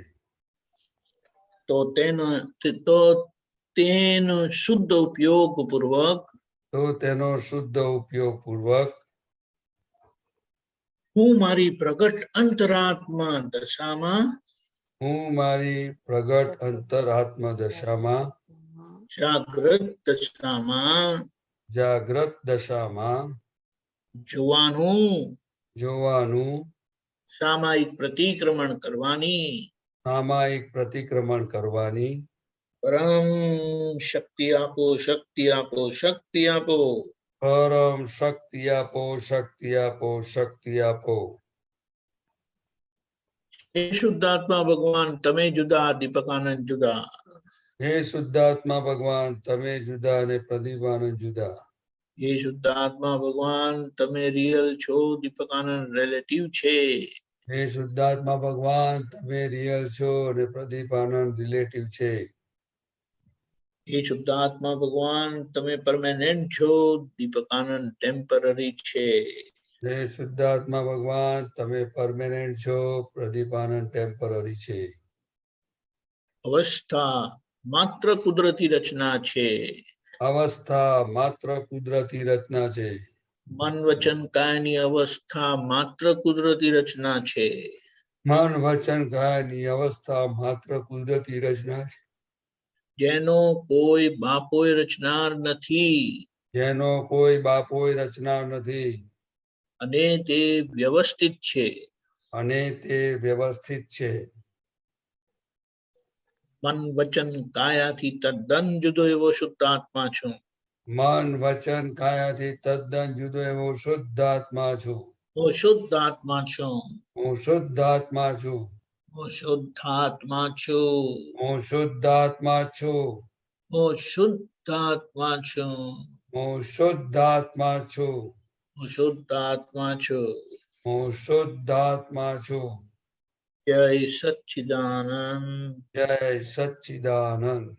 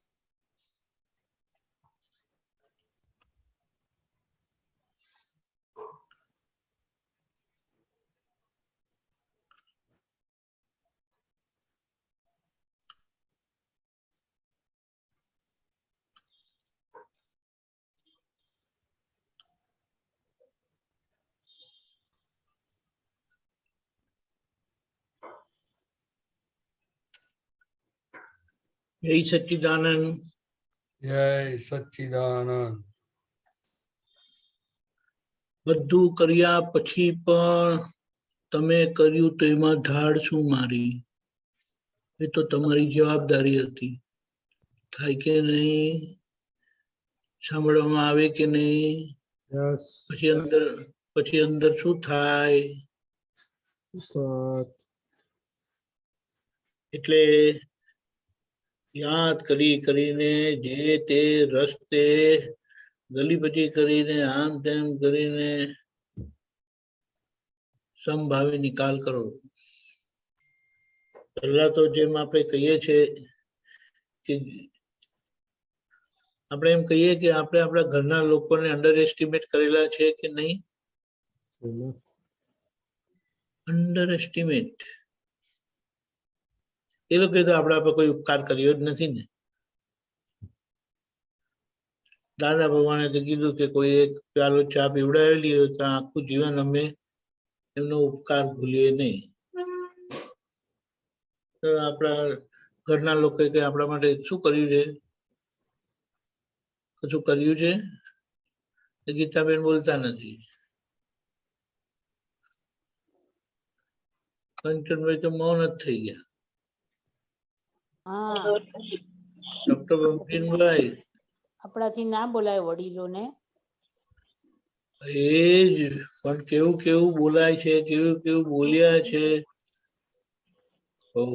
એટલે કહીએ શું કે આ બધાને યાદ કરીને બધા દોષોને યાદ કરીને એમાંથી નીકળીએ અને એમાં આપણો નિશ્ચય કામ કરે. દાદા કહે કે હું તો બતાડું છું, મારો નિશ્ચય જેવો હોય તે સંબંધી મારી જાગૃતિ વપરાય. એનો ખ્યાલ આવ્યો? એટલે આપણો મોક્ષ બહારના કોઈનાથી નથી અટક્યો, ઘરના લોકોથી અટકેલો. ઘરના લોકોથી અટકેલો છે. શું કીધું? બિલકુલ સાચી વાત છે. હા, એટલે આપણે તો એક જ વસ્તુ સમજવાનું કે ઘરના લોકો જોડે જાણે આપણે સેવાનો યોગ માંડેલો હોય ને એવી રીતે બરાબર જે તે રસે છેલ્લા કઈ નહીં તો આપણે મન વચન કાયાથી ઘરનાનું નામ લઈને આપણે કહેવાનું કે કંચનભાઈને કિંચિત માત્ર દુઃખ ન હો ન હો ન હો, તો પછી એ ધીમે ધીમે કંઈક ઠેકાણે પડશે. નહીં તો આપણે કહીએ કે ઘરના લોકો માટે આપણો અંદરથી અભિપ્રાય એક પ્રકારનો નેગેટિવ નથી હોતો, છોડો ને આ વાત છે કરીને એમ કરીને. હવે એવું થાય તો એક પ્રકારના અભાવ તિરસ્કારમાં ના જાય. હવે આપણે કહીએ કે આત્માનો અનુભવ થતો નથી, તો આ આટલું મોટું આપણું લીકેજ છે, આખું ગાબડું જ પડી જાય એવું લીકેજ છે. એટલે અહીંયા આપણે બધું ઝીણું ઝીણું ઝીણું ઝીણું જોઈએ આપણે કે ક્યાં આ બધા ગાંડા કાઢ્યા છે, અને બધાને યાદ કરીને દાદાને પાસે માફી માંગીએ, સામાના શુદ્ધાત્મા પાસે માફી માંગીએ કે આ બધું નહીં ચાલે, મારે ચલાવવું નથી, દાદા મને શક્તિ આપો. બોલાઈ ગયા પછી અંદરથી એવી લાઈટ થાય છે કે આવું બોલવું ના જોઈએ. સીધો જવાબ આપી શકાય એવો હોય છે, પણ આપણા જવાબ પ્રશ્ન રૂપે ઊંધા જ હોય છે. એમણે કશું પૂછ્યું હોય, આટલું આવડતું નથી, તેમાં પૂછવાનું શું, આટલા વખતથી ખબર નથી પડી, પણ તમે કહી દીધું કે આ છે, પતી ગઈ વાત, સ્ટોરી શું કહે પૂરી થઈ ગઈ. પણ ના, પછી જો એ કેવું રિએક્શન આવે છે. પછી આપણે કહીએ છીએ ઘરમાં ઘર હોય ને એટલે વાસણો ખકડે. બોલો, એટલે અહીંયા દાદાએ ખૂબ એ કર્યું છે, અને આ ઘરના લોકો આપણું જ્ઞાન ખુલ્લું કરે છે, નથી કરતા કે બહારથી કોક સ્કાય ડ્રોપ થાય છે. બોલો ને, હા, બહારથી કોઈ નથી. બહારથી કઈ નથી, તો એ બહારના લોકો વાલા લાગે છે. છોકરાઓ કોઈ કામ નથી કરતા, તે લોકો વાલા લાગે છે. હેલો બેટા, શું કરું છું, નથી થતું, વાલા રાખે ન વાંધો નહીં, પણ ઘરના લોકો જે આપણી જોડે પેલું કે ને રાત દિવસ લોહી પાણી એક કરે છે, તો પછી આપણે એમનું ધ્યાન રાખવું જોઈએ કે નહીં. હું તો રાખું જ છું ને, પૂછો એમને, હું નથી રાખતી, ત્યાં કે હું નથી રાખતો, પૂછે ત્યારે તરત જ કન્ફ્રન્ટેશન આવે કે નહીં. આપણે શું કહીએ કે આપણે પુરુષ પદને પામ્યા છે, એ અંતરાત્મા દશાની ભૂમિકા આપણી પુરુષ પદની છે. એ પુરુષ પદમાં બરાબર પ્રજ્ઞા શક્તિના પ્રકાશમાં આપણે આ નામધારીની બધી કચાશોને સારી રીતે, એટલે કે પ્રકૃતિને જોઈ લઈએ, સમજી લઈએ. જોવું એટલે સમજવું એટલે ઓળખી લઈએ કે આ આવી છે, એટલે આ આવી છે જોયું એટલે પછી એની દવા તમને સહેજે થશે, અને કોઈ પણ રીતે એને આપણો ટેકો ના મળે એની જાગૃતિ રાખવાની. અને આ જીવન એ લાઈવ ડ્રામા છે. એ ડ્રામામાં આપણે આદર્શ સંબંધ, જે સંબંધનો રોલ ભજવાનો આવે તે આદર્શપણે આપણે ભજવી જાણીએ, એવું દાદા પાસે નક્કી કરીએ. દાદા આમ જ મારે કરવું છે, બસ તમે શક્તિ આપો. એટલે દાદા ભગવાનનું યશ નામ કર્મ આપણી અંદરના પ્રગટ શુદ્ધાત્મા ભગવાન, કારણ કે ઓળખાણ થઈ છે, શ્રદ્ધા બેસી છે, અવરનવર લક્ષ્ય રહે છે, અને જ્ઞાન વિધિ દરમિયાન પાક્કો એનો અનુભવ થયેલો છે. પણ એ અનુભવ ઠર્યો નથી, જામ્યો નથી. એ સમયના લીધે એ સ્વાદ આપી ગયો, અને એ સ્વાદ હજી આપણે ભૂલતા નથી, અને એને વારે વારે માણવાનું મન થાય છે. એટલે આ નામધારીની બધી એટલે પ્રકૃતિની બધી જ ભૂલો એટલે એમાં એ જે ગાંઠ સ્વરૂપે રોંગ માન્યતા સ્વરૂપે જે બધી ભૂલો ગૂંચાઈ ગઈ છે, નથી ગૂંચાઈ ગઈ, બરાબર ગૂંચાયેલી છે, એ બધી ગૂંચ કાઢી નાખીએ અને ગૂંચ વગરનો આપણી દોરી થઈ જાય. એટલે ગૂંચ વગરનું એટલે ગાંઠ વગરનું મન આપણું થઈ જાય. એટલે ક્યારે ગાંડા કાઢે નહીં. હમણાં તો ગાંડા નથી કાઢતા. સવાલ કઈ કરેલો હોય ને એના જવાબ એટલા ગૂંચવાડા વાળા ઉટપટાંગ કે ઉલટા સીધા અજબ ગજબના જવાબ નીકળે. તો આપણે કહીએ કે નેસેસરી છે. ખ્યાલ આવે? આપણે આપણી વાત રેકોર્ડ કરે ને તો સારું હસવું આવે એવું છે. એ કેમ સીધું નથી કહી શકતા એમ કરીને. એટલે આ જાગૃતિ અને જે આપણને આજે શું કહેવાય પુરુષાર્થની ભૂમિકામાં બેસાડ્યા છે ને એનો પૂરેપૂરો લાભ લેવાનો છે. તો આ જેટલો વ્યવહાર આદર્શ થતો જાય તેમ તેમ આપણી અનુભવની દશા ઉર્ધ્વમાન થતી જાય છે, ઉપર ચડતી જાય છે. અને છેલ્લો અનુભવ શું? અંદરથી અસંગ, અંદરથી વિતરાગ, બહારથી સંપૂર્ણ પ્રેમ સ્વરૂપ. બે એક્સ્ટ્રીમ છે. આમ એક નોર્થ પોલ છે ને એક સાઉથ પોલ છે, પણ આ બંને ઊભું થાય છે. બોલો, એટલે આપણું ટાર્ગેટ એ છે અને એ ઘર બહુ મોટો ભાગ ભજવશે, બહુ મોટો ભાગ ભજવશે. એટલે જય સચ્ચિદાનંદ. જય સચ્ચિદાનંદ. હવે આપણો ટાઈમ થઈ ગયો. પ્રદીપ આનંદજી શ્રીમતો બોલાવો. Kanchanbhai, Naliniben please follow. નમો વિતરાગાય, નમો અરિહંતાણમ, નમો સિદ્ધાણમ, નમો આયરિયાણમ, નમો ઉવઝાયાણમ, નમો લોએ સવ સાહુણમ, એસો પંચન મુક્કારો, સવ પાવપણાસણો, મંગલહરમ ચ સૌવેસી, પરમં હવૈ મંગલમ.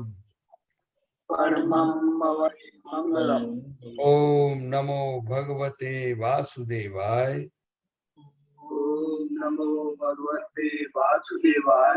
ઓમ નમઃ શિવાય. જય સચ્ચિદાનંદ. જય સચ્ચિદાનંદ.